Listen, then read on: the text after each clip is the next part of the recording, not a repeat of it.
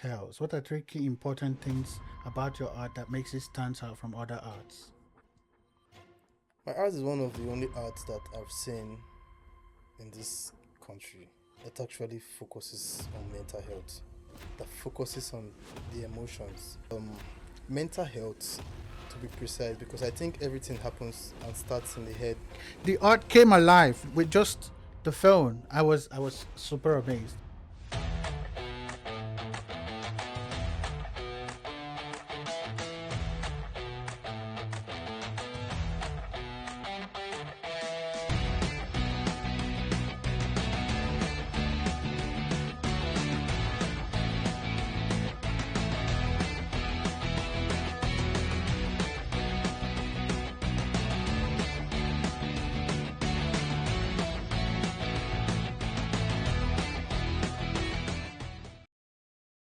All right, you're welcome once again to Difficult Conversation with Dr. Josh, and it's another interesting, interesting session, and we have someone I want to call a philosophical artist. I want to call him a psychological artist, and I want to appreciate the fact that his art speaks a lot to um, mental health awareness, and I was at one of his exhibitions and I was blown away. I'm not even going to lie. I saw his works. Instantly I connected because of those of you who know me, you know where I'm tilted towards. I was blown away. I could relate. Each of the arts could tell a million different stories, and that was something that instantly drew me. And I was like, I have to get this guy, and I have to get this guy here so that people can see and interact with the one and the only amazing Alexander Beja Umukoro. That's his name. And Alex is a multidisciplinary artist. He has a studio based in Lagos. His works explores intersection of emotions, identity, and culture through the mixed media art, and his craft is deeply what's the word now, evocative, right? And his pieces speaks a lot to mental health and mental health awareness. And because I do not have much words to use to describe the You've, delectable you've said it a whole lot. the delectable, because no, you see, if you see my face, you can see how enthused I am. It's because when I saw it, I'm not going to lie, I am a art lover. I wouldn't say I'm an art collector yet because my capacity has not gotten to the level of collector, but I am an art lover, and anytime I see art that speaks, Mhm. I'm instantly drawn to it. And that's what his works did for me. So, ladies and gentlemen, meet the one and the only Alexander Beja Umokoro. Thank It's nice to have you on the pod. Thank I'm super excited that you were able to make it. you. Mhm. And today, we're going to be exposing you to the people who have not seen you, the other side of you, the different sides of you that they have not seen. Now, first of all, let's start from the fact that why did you choose the kind of art that you make? Okay, I would say the fact that people ignore emotions a lot. Mental health is something that is most ignored in businesses, most ignored in families, actually. I grew up in a home of four, and I was the last child. Mm, And growing up as a last child, I'm very sure a lot of you that are last borns can relate. It's very difficult for your emotions to be taken note of. mm-hmm, Our voice really is really hard to hear. So that really inspired me to create art that would speak about emotions and create awareness about mental health. mm-hmm, mm-hmm.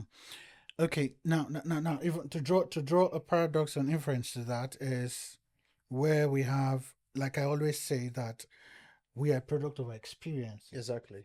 And from what you've said, your experience of being neglected as a last child, especially your emotional needs, prompted you to move in this direction in your art, right? Yes, I totally agree. Great, great. Now let's move on.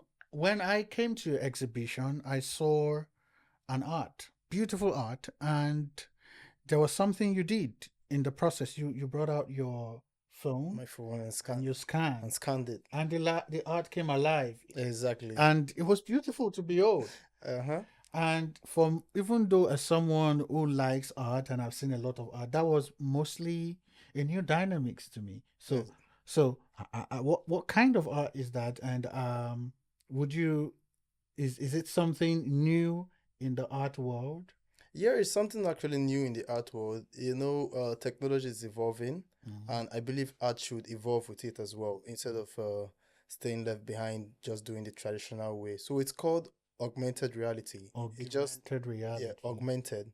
So it's just the way you see virtual reality that when I'm done painting, I take a photo of it and now start building some digital work and extra designs, an extra layer of design on this artwork. Wow. Yes, and there are softwares that now allow you to integrate those design, and when the camera caches the painting, those extra designs come up. Mm. So, growing up in primary school, maybe secondary schools, there were when they put a definition of something or an explanation of something, they actually put graphical descriptions too, Oh like a yes. picture. Oh yes. Yes, so I believe the human mind is actually built to recall way more when there's a graphical description of the thing. I can agree to that. Yes, so that I actually infused that into my artwork to improve storytelling. Okay. So I can put more details about the artwork in that layer of augmented reality. Mm. Yes. That's amazing. That's amazing. Okay. Now, would you say this augmented art is it something you are part of a pioneer of, or it's been there and you just leaned into it and started? Well, it's new, but not so new. But I'll say very new in Nigeria, because not a lot of artists do it in Nigeria. But Okay. internationally, there are people that have hopped on it and try to improve their art with it. But in Nigeria, I would say I'm one of the most recent people, one of the only people that actually do it. Oh, that's amazing. Yeah. I told you guys that this is the amazing Alexander. So when we talk about augmented art, he is one of the few people who have done it and who is doing it Yeah. in Nigeria. In Nigeria, oh, like in the whole of Nigeria. I'm emphasizing it so that for those of you who do not understand how it works or you've not seen it, you can begin to, you can check him out, check out his social media, and you can see parts of this. And, for those of you who can visit his art studio, and you'll be able to see some of these things we're talking about. Like the art came alive with just the phone. I was super amazed. But now moving forward, now, most of your art, like I told you at the exhibition, most of your art was speaking to psychological and philosophical subjects. They gave deep thinking and deep thoughts. One, I told you, remember, there was one art you were trying to explain to me, and I told you that I've already made up You've already a, had a thousand more stories in my head beyond what you were telling me at exactly. that point in time. So the arts tell a lot of stories. Now, what is the motivation that drove you to this philosophical, psychological perspective when creating your art? Well, I would say mental health, to be precise, because I think everything happens and starts in the head. Everything starts from the head. Everything starts from your emotions, starts from your will. If you want to fail, it starts from inside you. Mm-hmm. If you want to succeed, it starts from inside you as well. Mm, So I think that's the foundation for success, and that's also the foundation for failure. mm, mm. That's quite deep if you think about it. Although it sounds simple, but essentially what you've said that we are who we are by the virtue of who we are from within. From within. We become in manifestation who we are from what we are from The inside. inside. Yes, my art is the type of art that wants people to look within. You need to check the content of yourself of yourself, because what you manifest is a product of what you have inside inside. of you. Now that's interesting. Now, how long have you been in this form of art, or is this where you began your art from, or if this is not where you began from, when did you tilt towards this type of art? I would say I've always, this wasn't the plan. So what was the plan? Let's start from the plan. The plan was to just make beautiful art, Mm, cash into the eyes, mm, art that people will appreciate. But as I kept painting and my, I like to express what I feel. And each time I paint, and I don't have meanings for my paintings before I start painting it. But each time I finish painting and I step back and I look and I now see what I've painted, I see that the meaning of this thing I painted is totally about psychology, totally about mental health, totally about emotions. So I would say my experience of in life just pushed me towards creating those type of art. so essentially, what we are saying, or what you're saying, speaks to the phrase that an art is a reflection of the artist. Exactly. So your art shows the experiences you've had, or you're having, or you're dealing with, and you translate it directly into your art. Yes. Yes. A lot of people tell me that I don't think like my peers. I grew up pretty quick. I lost my dad in 2007. I was just 10. So you had to become an adult Very earlier quick. than. My mindset, everything, it changed really, really quick. Mm, By the time I was in 100 level, I couldn't be friends with my classmates. I had to be friends with people in final year. mm, So I was already relating with people that are really not on my level. mm, So that mindset of a young boy wasn't, I never really was a child, mm, I would say that. that's understandable. And I can say, because I've seen it, as I'm saying it, it's because I've seen his art. That's why I can tell you that, okay, this is quite relatable, because the art speaks for itself, and it shows you the dynamics of who the maker of the art is. Now, moving forward, as a young Nigerian, was this part of what you were planning to do with your life? At all. Oh. That response. At all, at all, at all, at all. So what was the plan, and how did you get here? And this is why I'm asking this question. I need to lay this background. It's the fact that a lot of young Nigerians now, we do not believe in hard work. We do not believe in delayed gratification. Most young Nigerians want it now. Mm-hmm. They believe in now. So everything they are doing, they want it to come now. The benefit should come now. Now I need you to tally this to your explaining or telling us about your experience that eventually drove you to where you are, the struggles you've had to go through, and so on and so forth. Well, I would say my plan was to become an architect. My dad was an architect. Okay, I can see that. So I was very interested in design all along. So actually I was on the creative side already from the beginning Mm, because I was already exposed to designs, building plans everywhere, my dad having sketches all around. So I had already been holding the pencil from a very young age. mm, Yes, but that wasn't the plan for how to make it. My mm, plan was to become an architect and design buildings and all that. But going into the university, you know,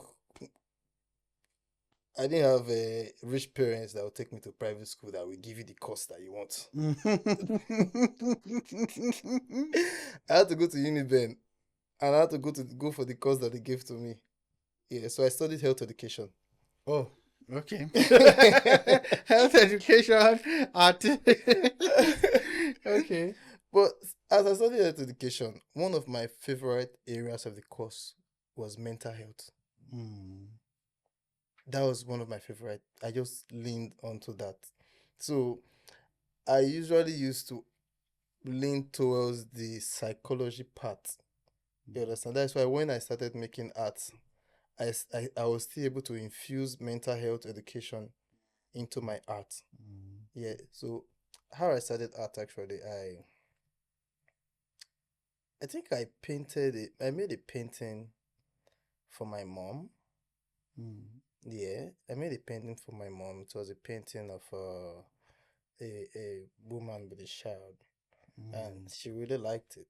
She really liked it a lot, and since then I started making other paintings, and my friends and family they were always sharing me up. So I was like, oh, I'm very. It seems like I'm good in this thing.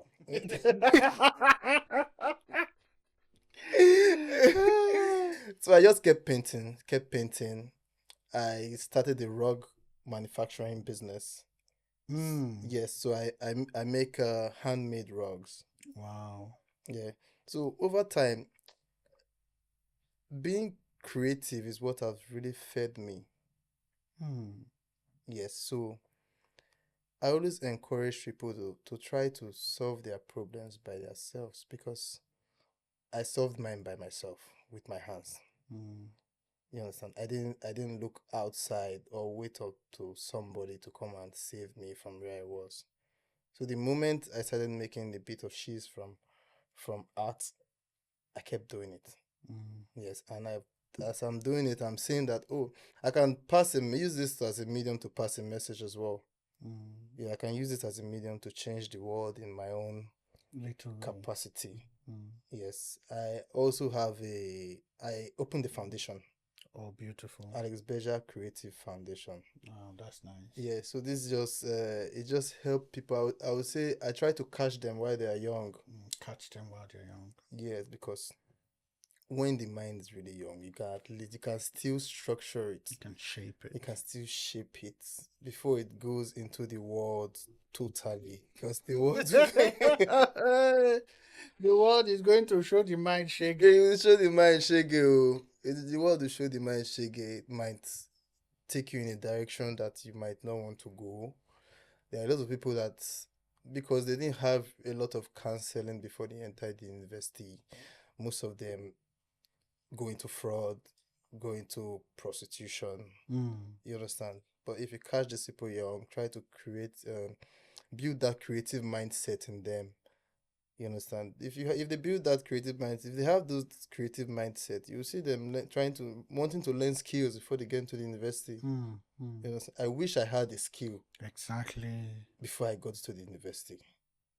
It wouldn't be as rough as it was. You understand? So that's just the aim. The aim is just to try to create change the little way we can, the little way I can. So that's just my primary goal. Speaking to the last part of what you said, it's part of the problem we have with young Nigerians now because what we were pushed to do was go to school, get a degree, get a job. And for a while it worked, but times have changed. Yeah. You go to school, you go to work, you go to school, you come out, you don't get a job. Don't get a job. Now, most people who did not understand the necessity to get to learn a skill, they become handicapped. Totally handicapped. So we have a lot of people who are very handicapped now in the society that they're educated, amazingly educated. Some people have masters, some even have PhDs, but it's not making any form of success for them when we talk about financial success now. So it's more like they were just wasting their time. We see people who will even say they wish they didn't go to school. Yeah, a lot of people. A lot of people wish they didn't go to school. They wish they had done something else entirely with their time. That statement, school and scam. I will not say school. No, I don't believe it. I'm just saying that with the way things played. Yeah, that's where that statement not came because they didn't see anything profitable. Exactly. The promises that we're giving, that after school you get a job and you do fine. That is where the scam is. You see, That's where the scam is. exactly. That's where the scam comes in. You know what I'm saying? But going to school, getting a degree, yeah, sure. Very good. It is going to boost your relevance and your value in the society, surely. But now people go to school, they don't have jobs. You see a lot of them on the streets selling molly, selling weed. Oh, that's sad. You get a lot of them. So So essentially, what you're saying is that as a young person, it is important that you learn and develop skills that can help you in your growth in life. yes, It's not just all about school. it's not just all about school. And to do that, you don't really need anybody to learn those skills sometimes. Sometimes people just wait around for somebody to come and teach them. Can you delve deeper into that? Okay, let me give you an example. I normally run like 6 kilometers every 2 days on this coastal road, this new Lagos coastal road. 6 kilometers Yes, every 2 days. every 2 days. It's okay. So when I was running one day, some of the workers with the construction company that worked there, one saw me running and he was like, "Bros, you go teach me." Oh." I just waved and kept running. But as I was running, that statement stuck with me. Stuck with me real bad. I just started remembering how a lot of people, with all the resources you have, all the free resources, you still wait on somebody that is experienced already to come and teach you. That like, you see that guy, you say, "Bro, you could teach me." So he has 2 hands, he has 2 legs, functioning properly. And all you are doing is running. All I'm doing is running. So you're saying you have to teach him how to run? How to run. There's problem. There's a problem now. Now, see that mentality. See that mentality now. So a lot of people have it. A lot.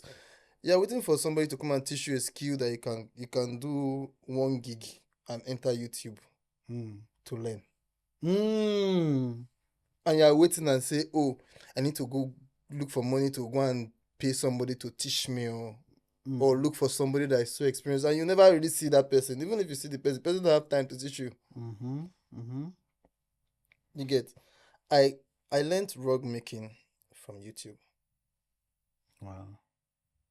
I would make a rug from scratch to like perfect. I make rugs for companies, customized rugs in your space with your company logo and all that, top quality.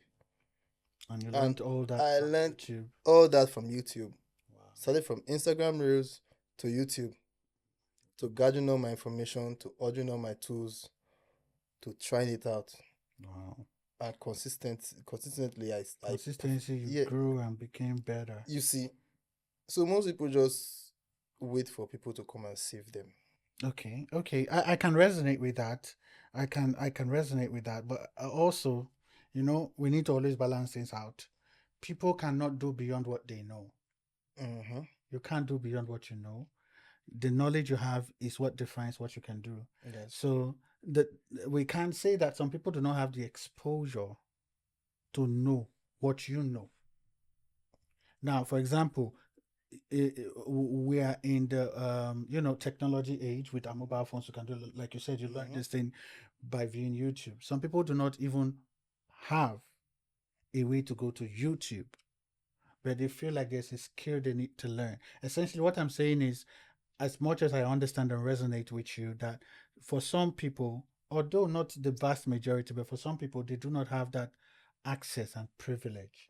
And this is where your foundation comes. Exactly. Locating these people who do not have this access,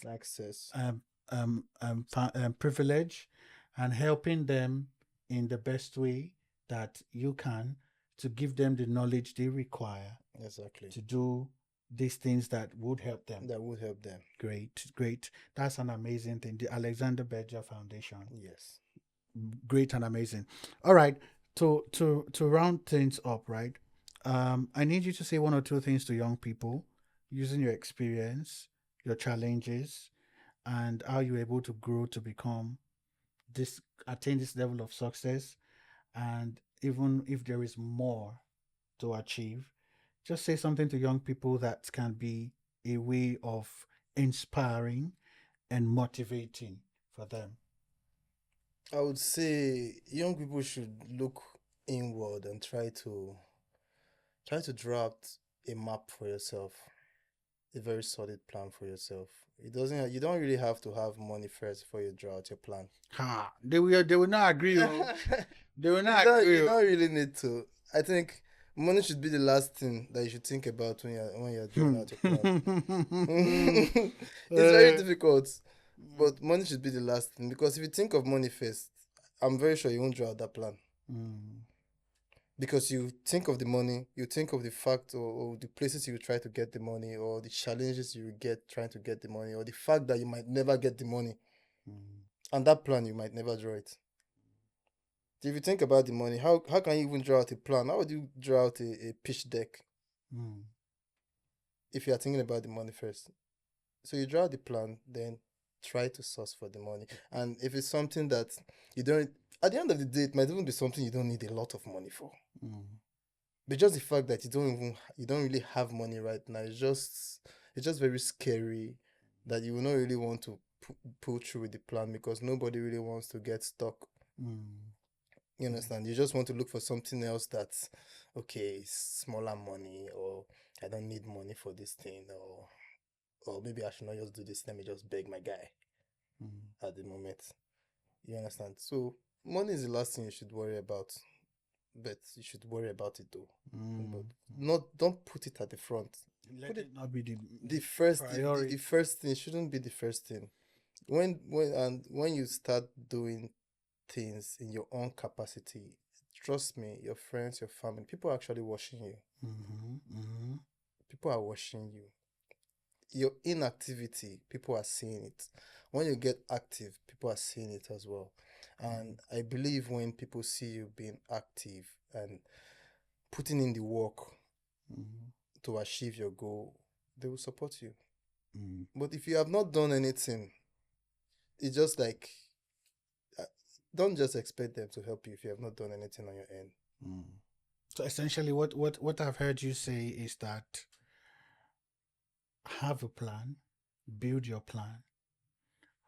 When you have built your plan, you can begin to achieve it by looking out for the little things you can start with. Exactly.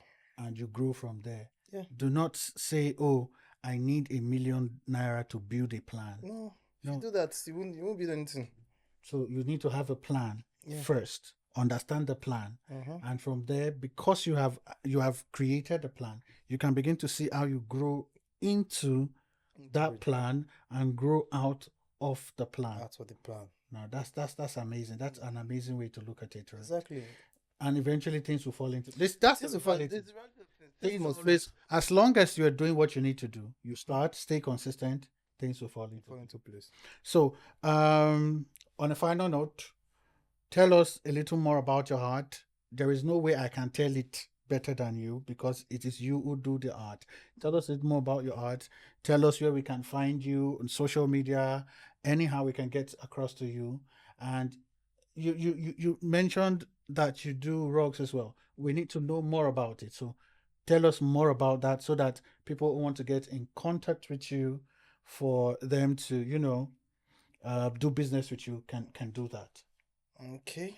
Well, apart from rugs, if I have a number of other businesses I do as well. Serial entrepreneur. I also have a magazine photo booth company. Just like we have this magazine photo booth. It's a photo booth that has the cover of a magazine. So we rent it out for events. So when you rent it for your event, you brand it according to the event. Were you at this event that happened sometime last month? I think it was Love in the Boulevard or something. Yeah. No, that wasn't me. Oh, okay. Okay. So you saw a photo booth there? Yes, I did see it. Yeah, it's probably definitely something like that. Ours is quite bigger. It's like about 8 foot wide. Oh, yeah, so it accommodates more people. Wow. Top notch, really luxury. a really luxury, Is it affordable though? affordable luxury. Okay, you can hear that.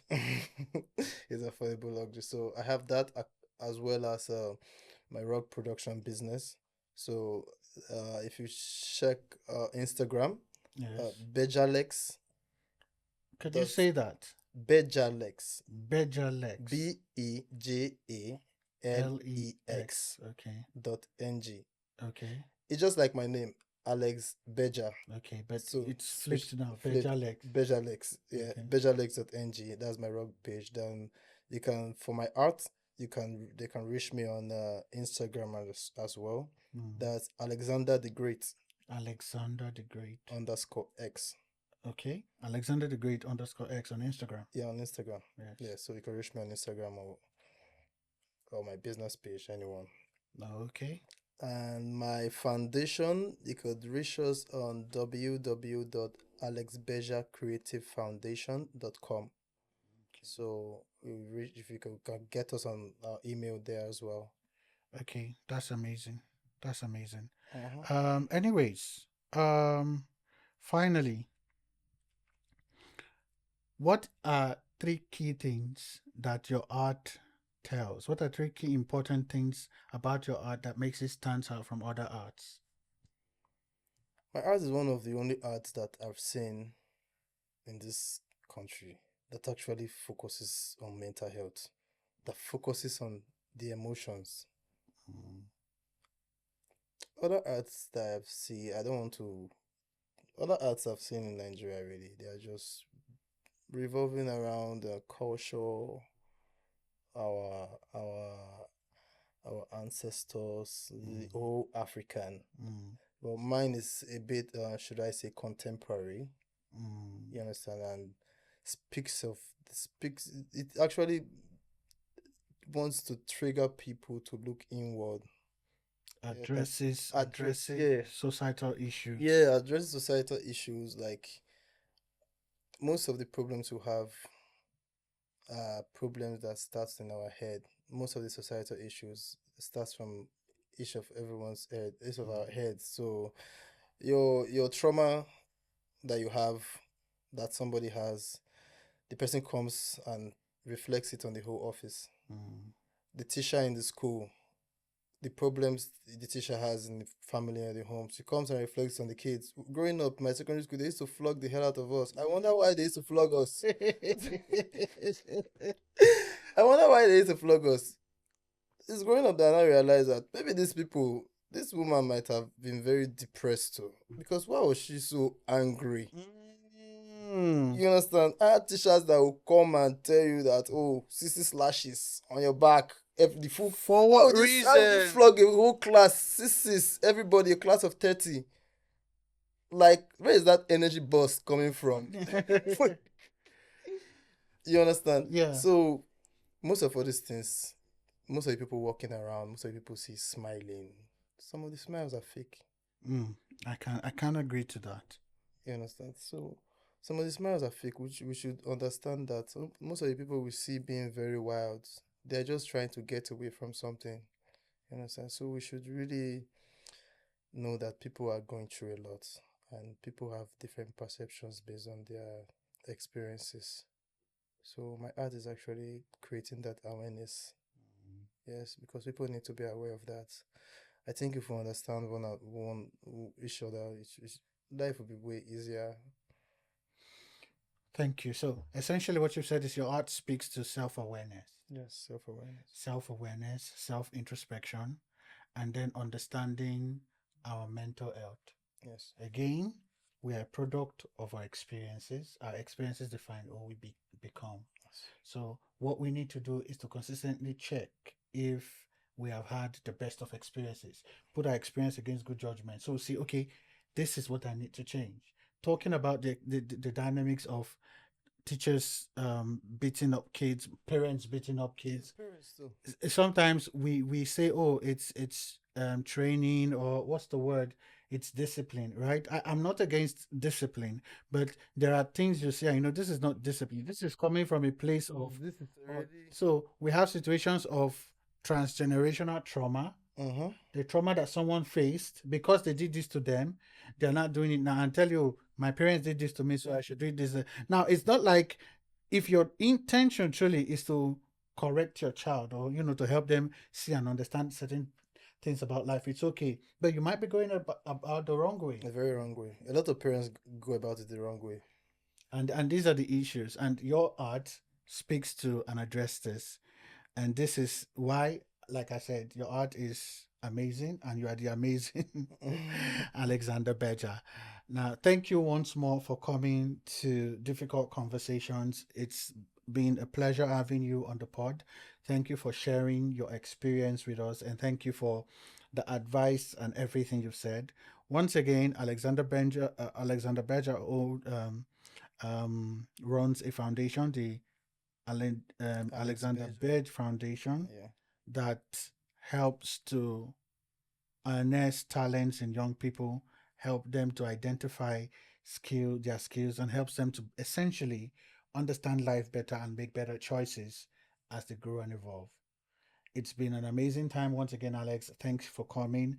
And for all of you who have seen this pod, make sure you go to Alexander's Instagram page, check out his website, and see his art. I'm going to encourage you to purchase them. They're amazing. Trust me. Reach out to him directly on Instagram and have a conversation with them. He can make tailored art specific to what you want and give you something that is out of the world based on his professional um, um, ethics, right? So that's a wrap for today on Difficult Conversation. Until we come again on Difficult Conversation, thanks for joining. Don't forget to subscribe, like, and share, and drop comments to appreciate our wonderful host that we had on the show, right? And help us to grow. Thank you. Adios, amigos. Hasta la vista.